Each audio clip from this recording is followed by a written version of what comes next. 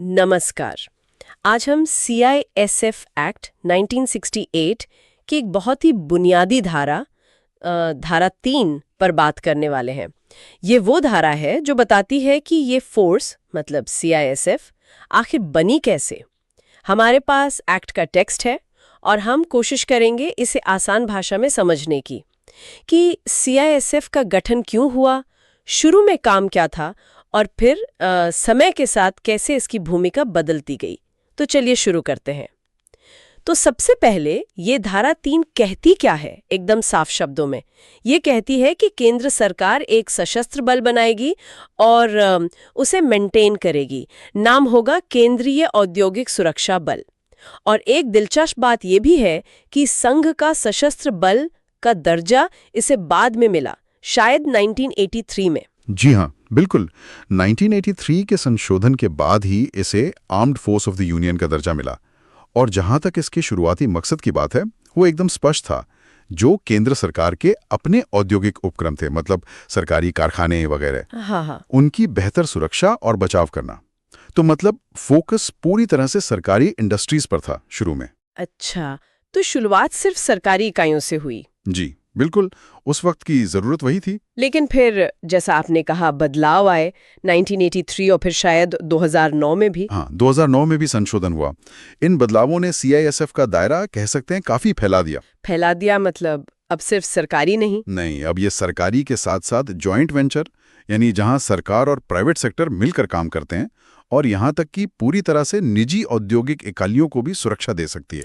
ओह अच्छा, ये तो बहुत बड़ा बदलाव है। हाँ, मतलब प्राइवेट इंडस्ट्रीज भी अब CISF की सुरक्षा ले सकती हैं। हाँ, ले सकती हैं।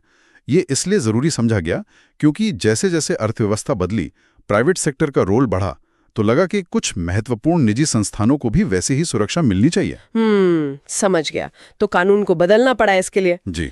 और ये सुरक्षा सिर्फ इंडस्ट्रीज मतलब फैक्ट्रियों तक ही सीमित नहीं रही। धारा 3 कुछ और भी कहती है। हाँ, धारा 3 ये भी साफ करती है कि केंद्र सरकार इस बल को मतलब CISF को दूसरे काम भी सौंप सकती है। दूसरे काम जैसे हमने देखा है, एयरपोर्ट्स की सुरक्षा, ये एक बहुत बड़ी जिम्मेदारी है जो CISF निभा रही है। हाँ, वो तो है।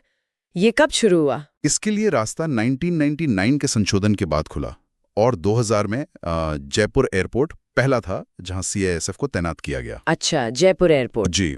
और फिर आप दिल्ली मेट्रो को देखिए, 2007 से दिल्ली मेट्रो की सुरक्षा का जिम्मा भी CISF के पास है। मेट्रो भी? तो आप देख रहे हैं कैसे जरूरत के हिसाब से भूमिका बदलती गई, औद्योगिक सुरक्षा से बढ़कर महत्वपूर्ण इंफ्रास्ट्रक्चर की सुरक्षा तक। और हाँ, VIP सुरक्षा भी इसी दायरे में आती है। सही बात है। तो इतने सारे अलग अलग काम करने के लिए इस फोर्स का स्ट्रक्चर कैसा है? मतलब कौन लोग होते हैं इसमें? इसका ढांचा एक प्रॉपर आर्म्ड फोर्स जैसा है। अलग अलग रैंक हैं। जैसे सुपरविजन के लिए बड़े अधिकारी होते हैं, DIG, कमांडेंट। हाँ।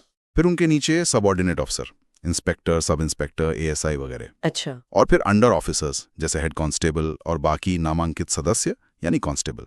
तो एक पूरी हायरार्की है। और कितने लोग होंगे, किस रैंक के होंगे, ये कैसे तय होता है? ये सब निर्धारित तरीके से होता है।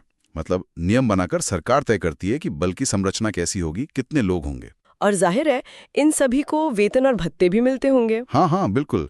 धारा 3 का जो दूसरा भाग है, सेक्शन 32, वो यही कहता है कि बल के सदस्यों को जो भी वेतन और अन्य भत्ते मिलने हैं, वो सरकार द्वारा बनाए गए नियमों के अनुसार ही दिए जाएंगे। ये सब रेगुलेटेड है। ठीक है, तो अगर हम सारी बात को संक्षेप